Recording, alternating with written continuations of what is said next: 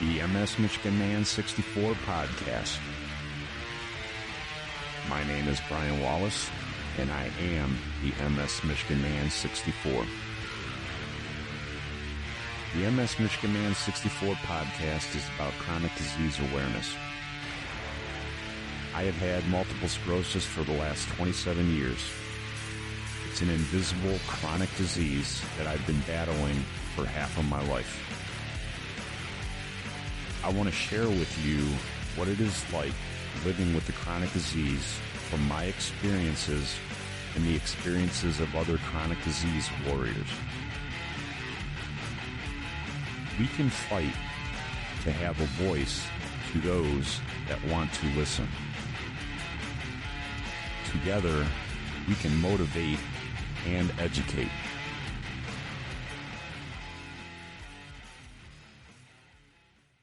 Hi, and welcome to the MS Michigan Man 64 podcast. Today, I am sitting down with an MSer from the state of Florida. Jennylyn was diagnosed with MS in 1999, but she presented symptoms quite a while earlier than that, as far back as 16. But they actually wouldn't diagnose her because they wouldn't diagnose juveniles at the time.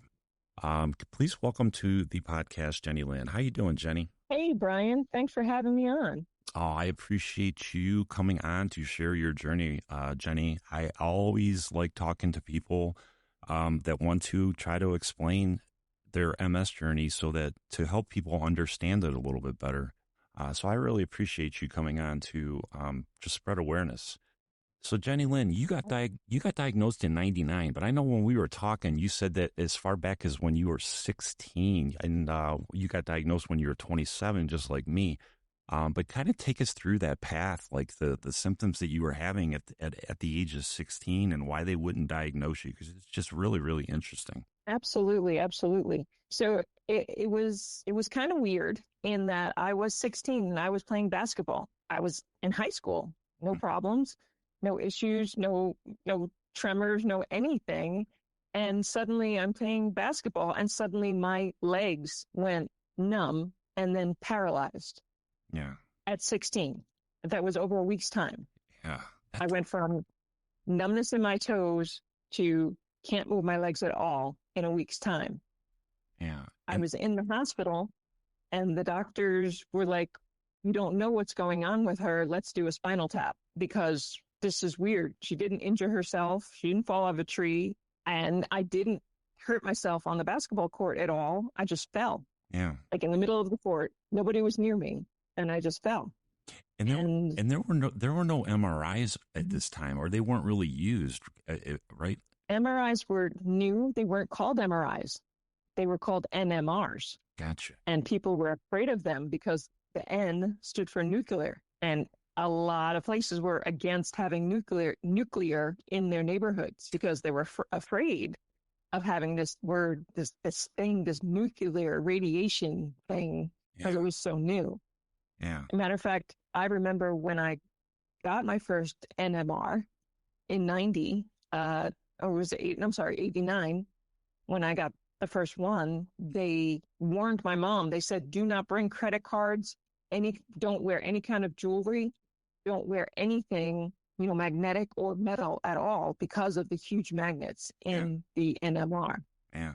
I mean, the magnets are still just as big, or rather just as strong, but they're not they put more shielding on them now. Right. So my first NMR lasted at least 2 hours. Oh my God. And I had to lay perfectly still. Like now they want you to lay perfectly still, but they allow for a little bit of movement. Mm-hmm. I was in the NMR for so long because I jerked. I mean, it was basically, I went into a room that it was a blank room with a big hole in the wall. And they put me in that hole because that wall was the shielding from the magnet. Yeah. So yeah, So when they're doing this to you, you're 16 years old, and I know that you had told me that they wouldn't diagnose you with MS, but they were sitting there telling you that we think it's MS, but we can't diagnose you. Can you explain that to everybody? Well, even better. I was 16. So the doctors didn't talk to me. They talked to my parents. They did not want to scare the child. Meanwhile, at 16, I was actually an EMT. I was a volunteer on my local ambulance corps. Mm-hmm. And so I knew medical stuff. Mm-hmm. I would rescue people from car accidents. I mean, I knew how to operate the jaws of life. I knew a lot of medical stuff already, Mm-hmm. but the doctors didn't know that about me. They just knew that I was this 16-year-old girl who couldn't move her legs. Right. And they, again, 16 at the time, again, 1989, and they didn't want to diagnose a child, as they put it, with MS. They said, no, MS is something that doesn't come until you're in your mid-20s. Yeah. So I was not a candidate, if you will, to have this. Yeah. And because there is no test, and there's still today in 2025, and there's still no test to say, yes, you have MS, or no, you don't have MS. I know it, It's right? still a guessing game. Yeah, it is. I mean, Determined by. yeah, I was just gonna say it is a guessing game because you got people that have MRIs and they got lesions, but there's not enough lesions, so that the neurologist won't give them that diagnosis, and then they got to do a spinal tap. I mean, they got all these tests, but there's nothing that's like clear cut. Yes, you got it. You got it. You don't got it. Right. It's crazy. It's crazy. Exactly. So when I was 16, they said, well, it's not possible. Again, they weren't talking to me. They were talking to my parents. Mm-hmm. They gave my parents a pamphlet and they said, this is what we think she could possibly have. But since she has never presented with anything else ever before, we can't say for sure. And we're not going to put that burden on her. So just let it be. Because they kept asking about my eyesight. And at the time, I was not wearing glasses at all. Mm-hmm. And, I had perfect 20/20 vision and everything and never lost it at all. And so they were like, well, we really have no idea because this is not the way MS presents itself, usually. And so they said, just let her live her life. We're going to dose her with steroids and see what happens. That's what they did. Okay, so they gave. And I was 16. Did they? And you and I had that conversation about being an athlete and not wanting steroids. Yeah. And how it's like say no to drugs in the 90s. Yeah. So when they told me they were giving me steroids, I was madder than anything because I did not do drugs. Yeah. And I did not do steroids because they said, oh no, this isn't the steroid you're worried about. These are the other kind of steroids. And I'm like, it's still steroids. That's what I would say. Yeah, that's what I remember when they started jacking me full of Salumedrol. I'm like, steroids. I go, I've never taken a steroid in my life. I'm anti-steroid, and then now here I am taking them. Exactly. But it made me feel better. And did that give you a rebound when you were 16? Back when you were 16, and they did that to you? Yes. Yeah. It did. Yeah. I went from not being able to walk to dancing at my junior prom in 3-inch heels. Yeah. And that was only a month afterwards. Wow. Yeah. So you rebounded back and you're just living life, like normal. You're thinking that you're still a normal 16, 17-year-old, but are you still going through like little symptoms, little episodes in the meantime up until when you got diagnosed? I mean, how did that 10-year path go? So that was my junior year of high school that I went paralyzed. Mm-hmm.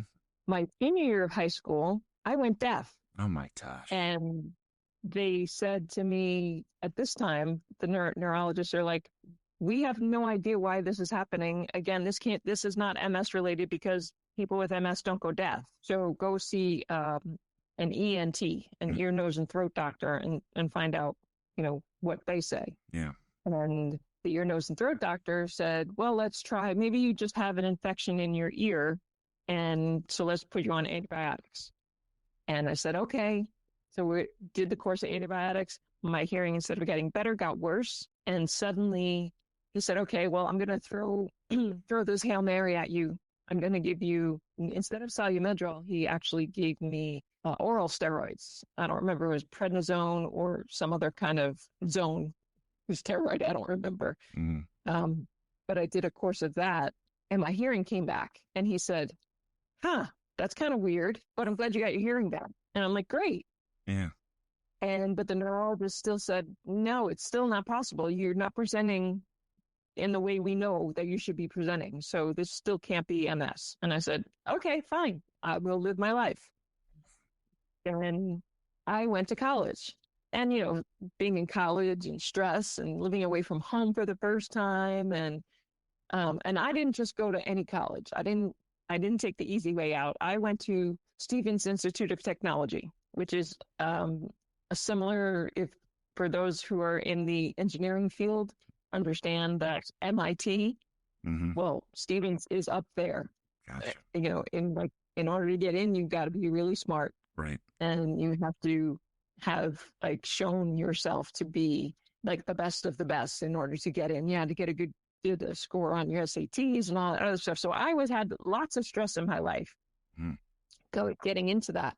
And then I suddenly had stomach pains my freshman year of college. And the doctors are like, well, this is weird. Well, maybe because we suspect you have MS, maybe, okay, that it's got to be MS then because you are presenting with bowel problems. And I'm like, okay, I don't understand how that works, but sure. And they said, okay, what we're going to do is we're going to give you an enema to relieve you of the pressure in your stomach. And I'm like, okay. Now, Brian, I'm not sure if you want to put this on your recording or not. What we talked about yesterday, how many gallon enema they gave me. That's fine. Yeah, because I was blown away when you told me. I'm just like, I can't even believe it. Yeah, go ahead. Yeah, so they gave me a 40-gallon enema. And I, of course, I'm embarrassed. At this time, I was 18 years old. Yeah. So at 16, I went paralyzed. At 17, I went deaf. At 18, I had bowel problems. And they said, oh, bowel issues are MS related. So it could be MS now. Mm-hmm. And I'm like, okay. They gave me the enema. They emptied my bowels. But my MS previously, again, the paralysis and the deafness, there was never pain. Mm-hmm. But this bowel thing was pain. I was in severe pain. Yeah. And even after the enema, the pains kept coming and going. And it took them about 9 months of me having to go to the hospital in severe pain several times before I found a doctor that would look at something else. Yeah. And he actually figured out that I actually had gallstones. That's not MS related. Right. I literally had gallstones. Yeah. So not everything has to be MS related. Exactly. So that's one major thing for those of us with MS. Make sure that they don't blame everything on MS because not everything has to be MS related. Right. So yeah, I had gallstones and had to have my gallbladder removed when I was 19 years old. Yeah. Which again is not normal, but I did graduate college in 4 years. I got a job. I was 21 and the job I got was in New York City, but they actually sent me out to Pittsburgh to get trained. Mm-hmm. And my job, believe it or not, I was a fire protection engineer. And my job was to go to I worked for an insurance company and my job was as an inspector. So I had to go out to sites and do inspections. Yeah. So I had to walk around with the safety gear on and everything, taking notes. And I didn't have issues then. I could walk like everybody else. I could talk like everybody else. Mm-hmm. I could dance just like everybody else. Mm-hmm. But then this one day I'm on an inspection and I'm looking up at the ceiling and I couldn't see anything. And I asked the gentleman that I was with, I said, is there fire sprinklers at the ceiling? And he said, yes. And I said, okay, I'm going to take your word for it because I don't see it. Wow. I found an eye doctor. I was living in Pittsburgh by myself. I was 21 at this time. Mm-hmm. And my mom was living in New Jersey. My mom and dad, I should say. And I called her, or I went to this eye doctor, and he showed me this card. He handed me this card, and this card it was a white card, but on the white card, it had a black graph, if you will. Mm-hmm. So it was a square with white lines as the graph. Yeah. And in the middle of the graph had a dot. Yeah. And he said, can you see the dot with both your eyes open? And I said, yes. Mm-hmm. He said, now cover one eye. So I covered my left eye, and all I saw was a white card. Yeah. I couldn't see anything else. Yeah. I've done that test And too. he's, I've done that test too. I know exactly what you're talking about because I have the optic neuritis. I'm sorry for interrupting. Go ahead. but that's exactly what happened is I had optic neuritis like that Mm-hmm. in the middle of an inspection while I was living by myself at 21 years old in Pittsburgh. Mm-hmm. So I called my mom that night and asked her, or just to tell her what was going on. And she immediately got on the next flight and was at my door within an hour or so because I needed to have my eyes dilated the next day so that the doctor could look deeper into it. Yeah. So then when I saw another neurologist there in Pittsburgh, he said, well, I think you do have MS because now you're blind. And that's what we look for diagnosing MS. Yeah. And he said, but because you're presenting so weirdly, I'm not going to say for sure you definitely have it. Again, at 21. That's just And crazy. they said, well, just keep it in mind. Just keep it in the back of your mind that, this is the possibility for your life. Yeah. And I'm like, okay, great. Thanks. But don't worry about it. Just live your life. They did not have DMTs. The only thing they had at this time was steroids. Yeah. Yeah. And so any doctor was not happy or excited to give me steroids over and over again. So that's why they kept saying, don't worry about it. Like, we don't have anything. I believe that the thoughts in their head was, we don't have anything to give you. And since we can't prove for sure that you have it, Yeah. just ignore it. Yeah. Yeah. I get it. That's just crazy. That's just crazy that you're living life like this back then. Mhm. You're young. You're 17, 18, 19, 21 years old. And that's Mhm. just got to be such a scary situation for somebody that young.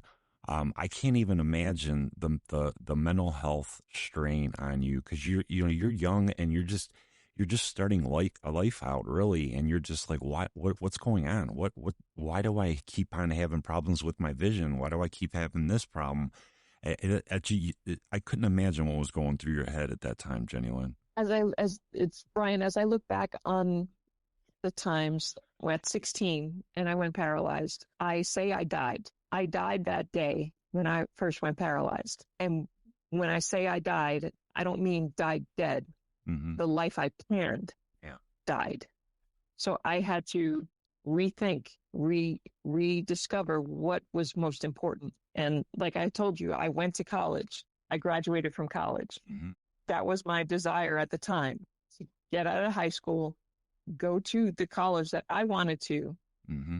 and then, lead the life that I wanted to. Right.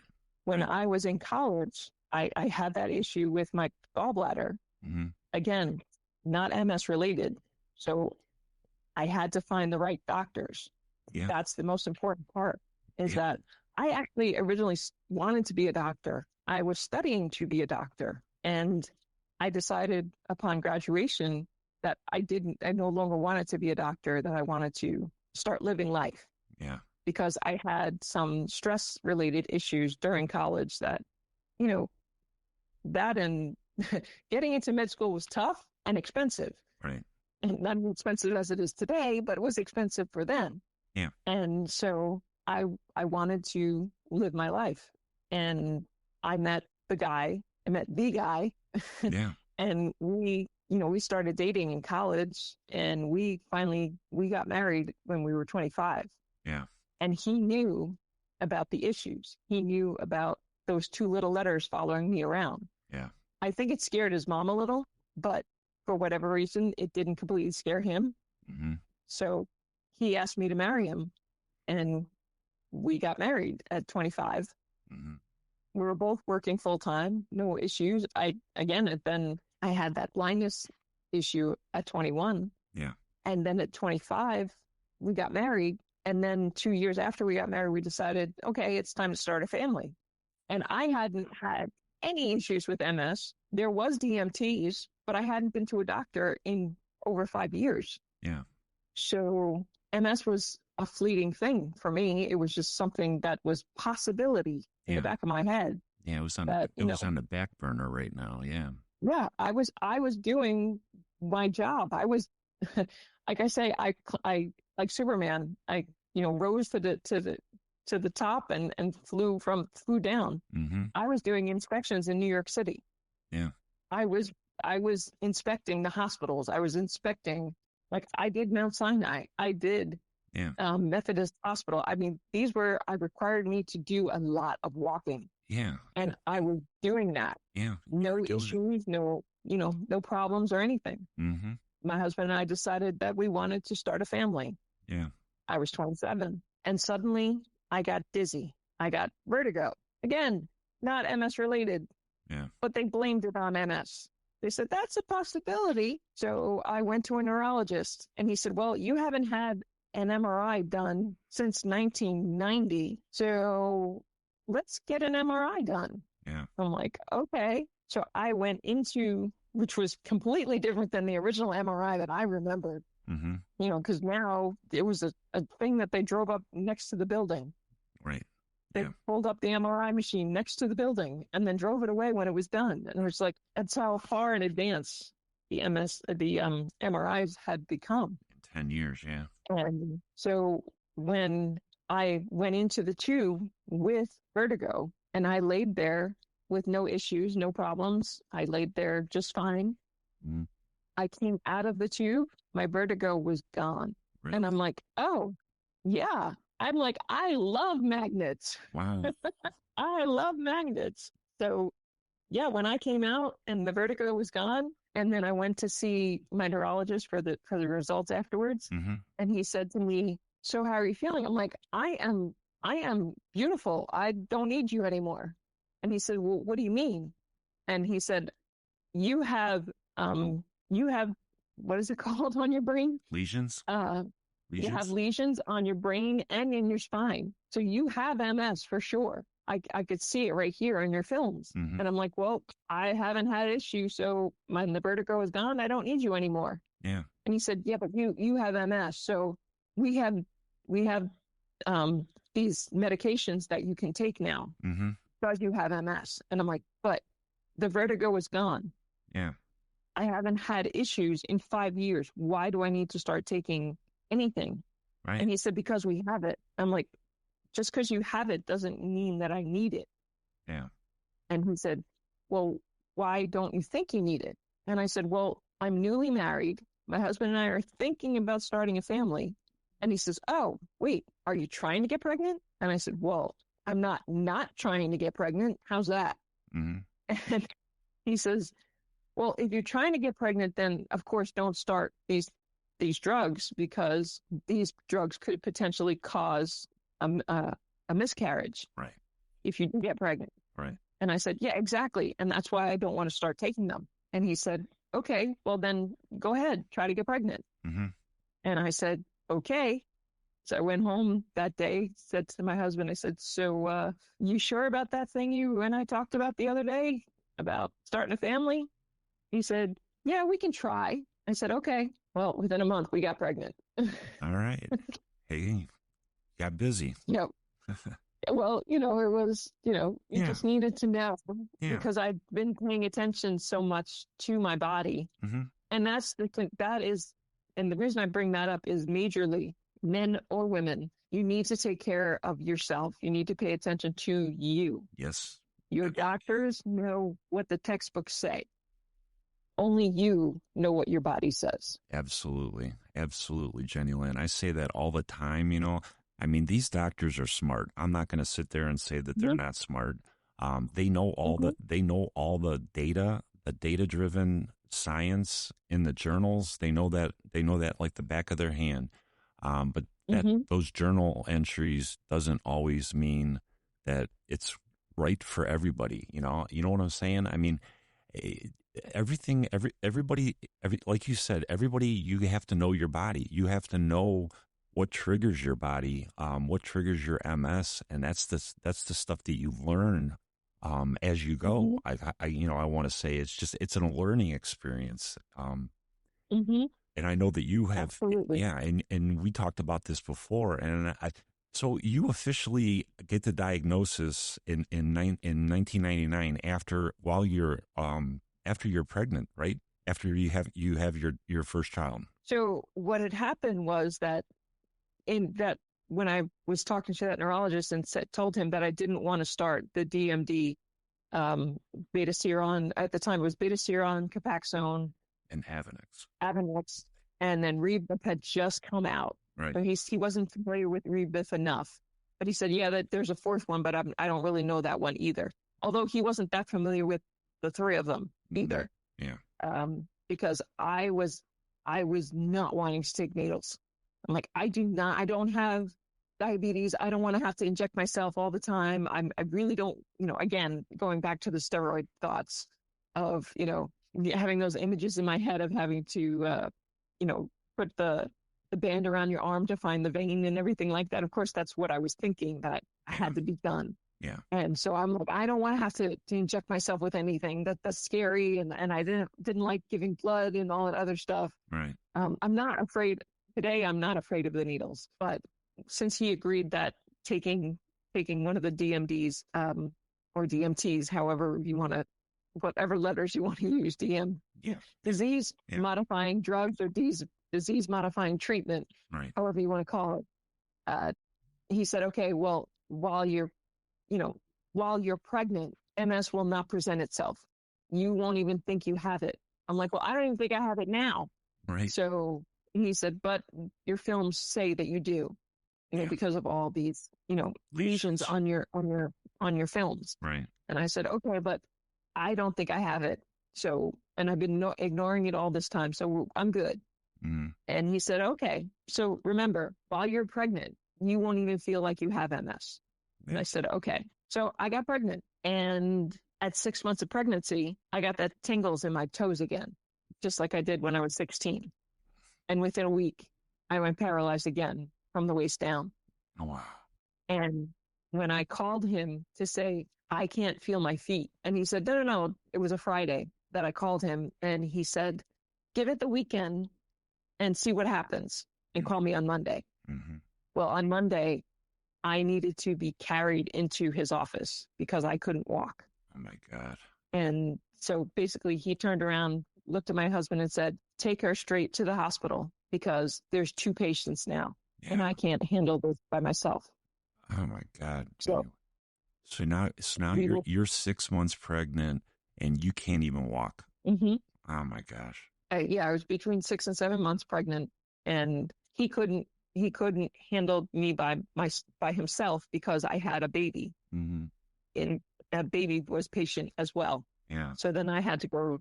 He sent me to the hospital he said, you need to be completely monitored. We have to keep an eye on the baby. We have to get input from your OBGYNs to make sure the baby will be okay. Mm-hmm. If we do anything for you to recover your ability to walk. Yeah. And I said, okay. So I went to the hospital. My husband took me to the hospital. Mm-hmm. They basically skipped the ER and put me right into a room. And they agreed that I should do the Solumedrol, and they'd just keep an eye on me. And so I had the Solumedrol, but they didn't do, and this was so different, how the different things that I've received over the years. Instead of giving a Solumedrol drip, they did a shot. Oh, okay. It was like a single shot, but it was put into a catheter. Okay. Right? So they I had the catheter in my arm, mm-hmm. and they just did a single shot of the Solumedrol, however it was, mm-hmm. that it was put into my arm instead of doing the drip. Okay. I've never had it done that way. I've only had the drip, but that's really interesting. Right. And that's what I thought was kind of weird too. Yeah. Did that have an immediate, did you have immediate response to that shot? I started wiggling my toes after that. Yeah. So I did, I think it was 3 days or 5 days of that. And I was able to start walking again, but using a walker, mm-hmm. Because I was pregnant, so they didn't want me to fall. Yeah.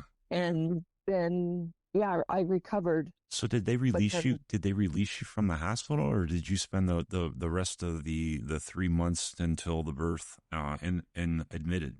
No, they sent me home. Okay. After I had other issues before they sent me home, because as I was sitting there, so I'm being observed. So I'm just there on the floor being observed. And the doctor, or rather the night nurse, came in just to check my vitals and stuff like that. And I had just come out of the bathroom. So I was able to walk from the bed to the bathroom in the room with a walker. And I didn't feel like getting back in the bed. So I sat down in the chair next to the bed. And she came in and she did my vitals and stuff like that. And she and I were just talking, and I was like, I said, I just want to go home. I'm tired of being here. I just want to go home and lay in my own bed next to my own husband and, enjoy this pregnancy. Yeah. And with that, my heart rate jumped. And she says to me, she said, you look flush. Are you okay? I said, my heart, it hurts. And it's just, I don't know, it's banging. It hurts. And she said, okay, let's get you back into the bed. And because I was, they were monitoring the baby as well, I had the straps around my belly monitoring the baby's heartbeat. And the baby's heartbeat was 150, like it should be. But then she took my heartbeat was 200. Oh my gosh. And she said, that's not good. So she called the head nurse. The head nurse came in, looked at me, and called the on-call pulmonologist or cardiologist or whatever doctors that came in after that. And so I couldn't get my heartbeat down. And they said to me, what were you doing before this started happening? I said, I just tried to have a bowel movement because you told me that I can't leave the hospital until I have a bowel movement. Well, I haven't been able to do that. So I was trying and nothing happened. And they said, okay, well, then we're going to have to, they tried all the physical ways to try to get my heart rate down. And they said, we have to call your husband. And he had just left like moments before that to go home for the night. And they called him back to the hospital. And the reason why they had to call him back was because they needed to stop my heart in order to stop it from beating so much. They had to restart it, like shock it into rhythm or something like that? Yes. Gotcha. But because there was a baby involved, he had to give permission because the baby's life was threatened as well. Right. Wow. And that was not MS related. Yeah. Again. Another thing, not MS related. Not everything is MS related. Wow. So they got your heart back in rhythm, and then that's when they agreed to release you? After another week of observation and my heart didn't do it again, they said, okay, you can go home now. Gotcha. So I finally went home. Okay. All right. So you're home. And you got another 2-3 months to go with the pregnancy. How did that go? I was able to walk, but I wasn't climbing the stairs. Yeah. I was laying on the couch or anything. We had a two-level home. Our bedroom was upstairs. I did not go to the bedroom. I stayed downstairs on the couch. Yeah. And that was fine. It was okay for me to be doing that. And I went, because I took the steroids, they actually said, we're not sure how that's going to affect the baby or how that's going to affect your glucose levels and stuff like that. So they treated me as if I was, I always forget the name, but when you're pregnant and it's not diabetes, but it's because you're pregnant, your blood sugar is all over the place. I know what you're talking about, but I don't know the name of it either. I can't believe I forgot the name. Yeah. Anyway, okay. So like that. So I actually had to start taking insulin shots, because of this, I'll call it pregnancy diabetes. Yeah. And I'm sure whoever's listening knows exactly what it's called. Yeah, but I'm you and I can't think of it right now. But right. so I was taking insulin shots twice a day. So now my fear of needles or my no desire to take needles was changed. Yeah. Because it wasn't about me anymore. It was about protecting my baby. The baby, yeah. Because that's why I was willing to do it. Yeah. And so for those couple of months left of the pregnancy, I was fine in doing the shots. And I was pricking my finger 2 and 3 times a day, checking my sugar levels and stuff like that. And then my husband and I started Lamaze class, and the doctors, or in the Lamaze class, I said, we're a little late starting this because I was in the hospital, with a heart condition. And they said, oh, no, that's okay. You can catch up. No big deal. So instead of going once a week, we were going twice a week to these classes. And as I was going to the classes, I said, I keep getting this pain over here. And as I said, is that labor pain? And she's like, no, no, no, that's Braxton Hicks. It's too soon in your pregnancy to have labor pains. And I said, oh, okay. And I kept pushing because it felt like the baby's foot was in my rib cage, and I kept pushing down on what I believed was the baby's foot. Mm-hmm. And I kept pushing down, I kept pushing down on it, and some relief, but not really. And my husband and I had gone through half of the Lamaze classes, and then at 37 weeks of pregnancy, my water broke. Mm-hmm. And I said to my husband, I said, we have to go to the hospital. And he said, why? I said, because I think my water just broke. And he said, it's not time for that. And I said, Tell the baby. I didn't break it. Tell the baby. That's what I said. I said, I didn't do it. I'm just all sorts of wet right now. All right. And he said, so call the doctor. So I called the doctor, and the doctor says to me, well, how far apart are the labor pains? And I said, what's a labor pain? Because all I know is I keep getting this shocking pain up and down my spine. Mm-hmm. And she said, get to the hospital immediately. And I'm like, okay. Mm-hmm. So I got to the hospital. Well, first my husband said, let me get gas first. And so I'm in the car waiting for him to put gas in the truck, in our new truck that we just bought. Here I am, water broke. Don't know if I'm going to, leak anymore. Yeah. But the baby, I was only a half a centimeter dilated when my water broke. Mm-hmm. So they had to induce me, but not until the morning, because that happened at 9:45 p.m. Mm-hmm. And at 9:45 a.m., the doctor, or the obstetrician came in. Yeah, he came in to check on me, and he said, "So how you doing?" And he said, "Oh, you're only a centimeter dilated. You're doing fine." And I said, "I've been here all night." And he said, "Oh no, you okay? We've got to induce you." So they started doing inducing stuff, and Mm-hmm. baby finally came out at 5:30 p.m. Mm-hmm. So she took a little while to come out, and yes, it was a girl. Hey, congratulations!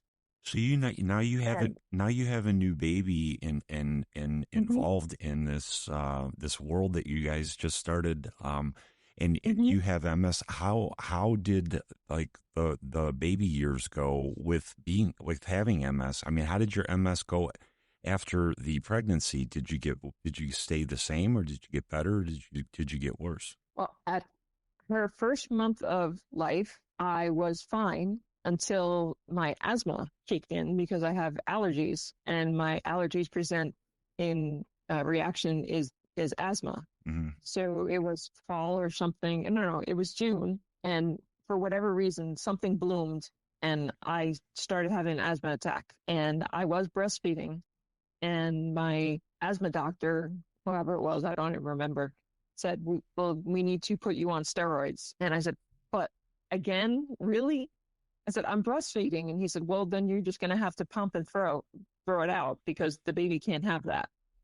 Like, okay, fine. So I was taking the steroids for the asthma, but then my feet started going numb again. This went on for 7 months of, being able to walk, then not being able to walk, being able to walk, not being able to walk for 7 months. It was like as if it was related to my menstrual cycle, that instead of getting my period, I was losing the ability to walk. And finally, I don't know how you want to look at this, but at 7 months of life of my daughter, I was a quadriplegic, because it finally took it over.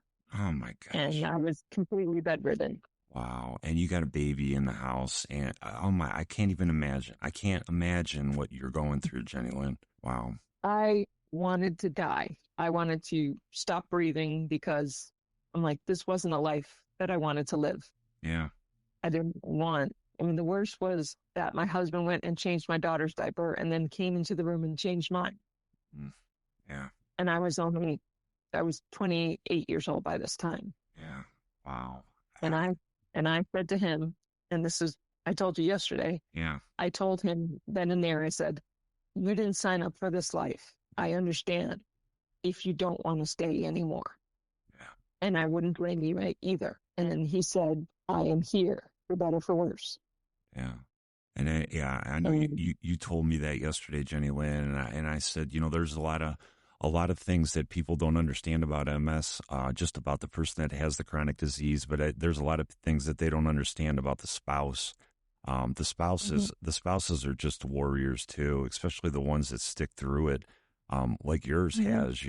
I mean, you've been together, almost 30 years now, and he's been by your side ever since diagnosis, and mhm, I just want to give him, a pat on the back and a handshake because. He's gone through some shit too. He doesn't have the mhm. disease, but he lives it every day with you, and I just, that's another thing that I just want people to understand is that it's a journey for the spouse too, and kudos to him for sticking by your side and being there for you and being your rock. Absolutely. I mean, I can't tell you that, it's been all rainbows and sunshine Yeah. every day since then. And just like every marriage, you have your ups and downs. And, everybody's gets, I'm sorry, but I believe men get periods too. Yeah. Yeah, you know what they do. I can't deny that one, Jenny Lynn. I've never been told that, but I can't deny it. We have our moments too. I get it. Exactly, exactly. You So know, I mean, we have our ups and downs, just like every marriage. And but yeah, we've been together, and we're still together. 27 years of marriage and 33 years together. So it's been a trip, but we're going to be grandparents this year. So and we're yeah, you meeting told me that every too. day. Like any day now. Congratulations to Yes. the new grandparents. It's just so awesome. So let me ask you Hmm. this, Jenny. Can you go through? I know Sure. we talked about your DMT journey, and I know that Hmm. you started it, and then you made a decision not to do it anymore. Can you talk a little bit about your DMT journey? Sure. So after I went through what I did during pregnancy, I got over the not wanting to do needles because I had to do the insulin. Mm-hmm. And when the doctors, again, when I was going through the up and down of, paralyzed, not paralyzed, paralyzed, not paralyzed, I'm like, let's try something. I will do anything. So I did start beta seron. No, I'm sorry. I started Copaxone first, Mm-hmm. and I did that for the 6 months, but then I ended up being quadriplegic. And the doctor said, the neurologist at the time said, just stop doing that. And I said, but I've been doing it for 6 months. He said, well, obviously it's not helping you at all. So stop doing that. And so they said, we're going to try something completely different. We're going to do this new thing called IVIG, intravenous immunoglobulin. Mm-hmm. And I said, okay. So this was a drip, just like the Syomedrol drip was. And I had 2 courses of that, but then they followed it with the steroids as well. They did the IVIG trying to avoid the steroids, but then gave me the steroids anyway. Still. And the significance of that is that I asked for the steroids first. And they said, no, no, no, we don't want you to do the steroids because the steroids are not good for you. It's going to shorten your lifespan. Yeah. And I said, well, right now I'm 28 years old and I'm in a bed. Yeah. Right. So tell me, what lifespan are you saving? Yeah. And they said, well, you're not going to make it to 70. I said, I would like to make it to 30. Right. So give me the steroids. And so I tried the Covaxone. That didn't do anything for me. Then we tried the Betaseron. That didn't do anything either because I kept going back to the steroids. Mm-hmm. And then they had me on Avonex. And again, they did Avonex and steroids. And then by the time my daughter was, I did regain my ability to move. I did get out of the bed. Mm-hmm. I was able to, raise my daughter. It took a minute, if you will. I was walking with a walker or a wheelchair, depending on what I was doing and what we were doing. Mm-hmm. My mom was by my side, and his mom as well, my husband's mom, Mm-hmm. um, helping to raise our daughter. And I basically was willing to do anything. They even tried chemotherapy to try to circumvent the MS from Right. taking over my body, but even the chemotherapy didn't help. Yeah. And so I said, why can't we just stick with the steroids? Yeah. Because steroids is what worked for my body. I understand where you're going. You don't want me to lose out on life when I'm 70. Hmm. But again, I would like to make it to, the younger years first. Right. And so as I was going through it, I finally found a doctor, a neurologist that was willing to give me steroids. Yeah. And they called it a pulse therapy. So I was actually receiving a monthly infusion So, of the Cytomedrol. yeah. It's just And I so, did that. that's so interesting, Jennylyn, because I know that we had talked about that. And back when I had told you back when I like was 5 years into my journey, I had made that comment to my neurologist about the Solu-Medrol. I'm like, my body responds so well to the Solu-Medrol. Why can't I just do this like once a month or every 6 months or something like that? And his first answer to me was, no, that steroid's going to tear apart your body. And my response was, well, isn't the DMT tearing apart my body too? So what does it matter? But I let it rest. Mm-hmm. I never pressed the fact, and I love the fact that you pressed it with, and you found a neurologist that would treat you with the Solu-Medrol, because Mm-hmm. there's no, me and you have talked about this. I just truly think there's no clear cut way how to treat this disease. Yeah, there's the traditional DMTs, but like your body didn't respond well to DMTs, but it responded well to Solu-Medrol. So why not use the Solu-Medrol? I mean, I'm not a doctor, I'm not a scientist, but I'm all about making somebody feel better. Mm-hmm. And if they want to use that medicine, that Solu-Medrol, it should be their choice. Mm-hmm. They should be able to have that infusion. Exactly. Exactly. So I was again. It took years to find the doctor to give me what I was looking for, Mm-hmm. but I was on the therapy, the pulse therapy, Mm-hmm. for a few years, but the last pulse therapy I took was January 9th, 2009, and I have not taken any medicine for MS since then. Yeah. And I have been able, I'm not perfect because of all the damage that the MS has done to the nerves over the years, or is it because I'm getting older? I don't quite know. Yeah. Right. So it sometimes makes me wonder, is it MS related or is it age related? But there's no way to tell. Yeah. So And I know. I'm going to chalk it up to it's part of life. Yeah, and And I know that we've talked about that too. I'm 55 and I have back problems, and am I walking worse because of the MS, or am I walking worse because of my back? I don't know. I mean, but Mhm. I just keep on plugging on. I just keep on focusing on the fact that I am still upright, I am still mobile. What does it matter whether my MS is affecting my back, or if it's just my back? I just live life. I just get up every morning and I'm thankful I can get out of bed and keep on plugging along. Absolutely. And that I think brings us to what I like to say is everybody, it's important for you to be your own advocate. Mm-hmm. And so, yes, doctors read a lot more books than we do, but we know our bodies more than Absolutely. they do because Absolutely. they spend an hour with us at the most, maybe every once in a while. We spend every day, every minute with ourselves, Yep. and we should recognize whatever might be going wrong or going well with our own bodies. So I feel it's very important for you to be your own advocate and find others that can stand beside you Yep. along this journey. 100% agree with you, Jennylyn. 100%.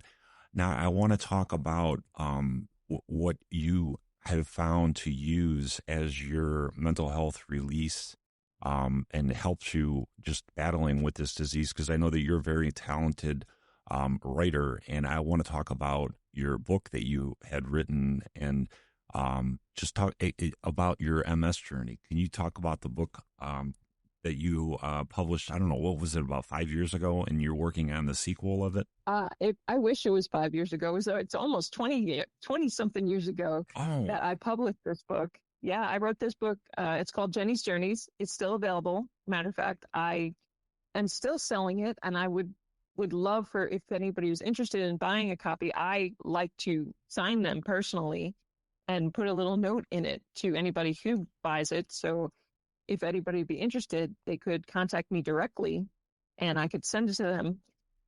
It's called Jenny's Journeys, Celebrating Life One Step at a Time, because you know what? Each step is a blessing, mm-hmm. whether it's as taking a step with your feet or rolling in a wheelchair. Because, yeah, I still roll in a wheelchair sometimes or roll with my rollator. Mm-hmm. Because if I'm going on a long distance, I need to have assistance. Yeah. When I go food shopping or I go to like Home Depot or Lowe's or a big store, I like to have something to push with me so that I can walk further Mm-hmm. because it takes a lot of energy to walk with a lot of people or because people don't know Mm-hmm. because we look so good Yeah. We're, with MS. yeah. They don't know unless they see something. Yeah. I Like mean, they don't get out of the way unless they see a walker or a cane or something. right. Right. And so How many times have you been told in your life with MS and people that know you that know you have MS, they say that you, oh my God, you look so good. You look so good. I'm you don't look sick. Yeah, you You look, don't look sick. yeah. If I had a dollar every time I've heard that, I'd be a millionaire. And I think that's the thing that people don't understand. Yeah, we might look okay, but we're not. I mean, you have no idea what's going on inside our body. The pain, the nerve pain, the weakness, the muscle, the fatigue. I mean, Hmm. you can't see that, and that's the part that I really wish people would understand Hmm. about anybody with any kind of a chronic disease. It doesn't even have to be MS. It could be POTS. It could be fibromyalgia. I know we talked about this before. It's just, people just don't understand. And that's the whole purpose of this podcast is just to help people to understand what it's like living with this disease so that they don't, just stereotype us and chalk us up as a third class citizen. We just want to be treated normal. We want to be treated like a normal person. True. We want to be treated normal, but at the same time, we want to have the people around us understand that Right. we don't get it either. Right. And unless you got it, you'll never get it. Yep, exactly. Yeah, we talked about that before too. Yeah. Oh man. Hey, Jennylyn, I absolutely love talking to you. You are just full of so much information. I love talking to people that have had this disease for a minute, like myself. Hmm. I just think it's, I wish I had somebody to talk to that had this disease for 20 years when I was just new getting diagnosed with it, just to ask them questions and pick their brain. I think it's really important Absolutely. just to understand what it's like, and just Hmm. to let people know that don't be afraid of this disease. It sucks. I'm not going to sit here and just say that it's a fun disease, but you can't fear it either because you, you gotta you gotta keep fighting, or it's gonna kill you. It will kill you, and if you let it kill you, it will kill you. You can't let it do that. Right. And MS is not a death sentence. That's for sure. Yeah, It's just a new life sentence. yeah. I want you to tell them what you and your husband have actually figured out to do, because I love this idea, and I told you my wife and I want to do it. Jennylyn, they actually have a mobile home. They just travel around, just because life's too short. They're just enjoying life now. And can you like tell people what you do, like how you guys just pick up and go wherever you want to go? So 5 years ago, my husband and I decided that even though he still works full time, Mm-hmm. uh, we work from the road. Just coincidentally, we started this during the pandemic, but it was just a timing thing. It had nothing to do with the pandemic happening that we decided to live in our RV. At the time, we had a fifth wheel that we are living in, but now we've upgraded since to a Class A bus. And so whenever we just feel like we need to change the scenery, we just move the bus That's and work from wherever. So have internet will work.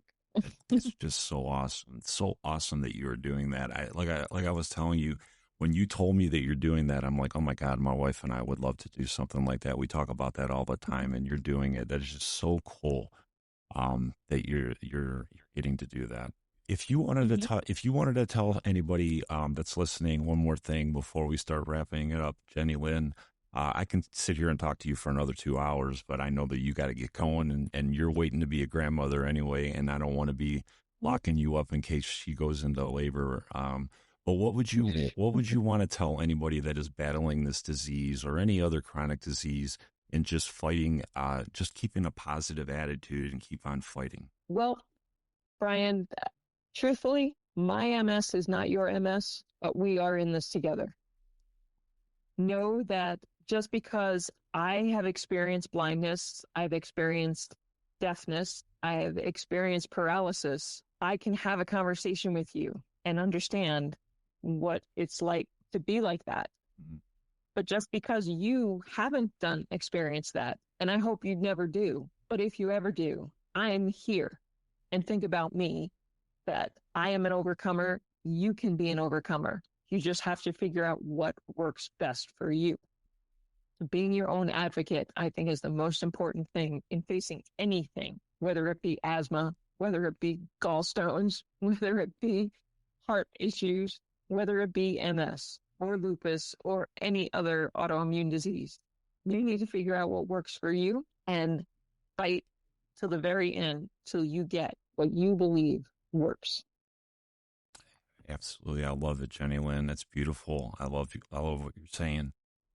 If they want to get a hold of you, can you give out your the email that they can get a hold of you? And I will put that in the description of the podcast down below. If you want to order Jennylyn's book, what would be the website that they would get a hold of you, Jenny? Unfortunately, my website is down, so I would prefer them to just send me an email mentioning your this podcast as to where they get it from. Mm-hmm. And the email address I would love for them to contact me on is called love@supermom247.com. All right, perfect. I will put that in the description if you want to get Jennylyn's book. Please do. It is awesome. She is an awesome lady to talk to. She is full of so much great information. Jenny, I really want to thank you for coming on and sharing your journey with me. I appreciate you so much. I would have you on again in the future, just to kind of give an update, see where you're at and what's going on. But I absolutely love talking to you. If you want to follow me on if you want to follow me on Instagram, you can get me at MSMichiganMan64. You can get me on TikTok, Mhm. MSMichiganMan64, and I'm on Facebook, Brian Wallace out of Brunswick, Ohio. Until the next episode, this is the MS Michigan Man 64. I am out.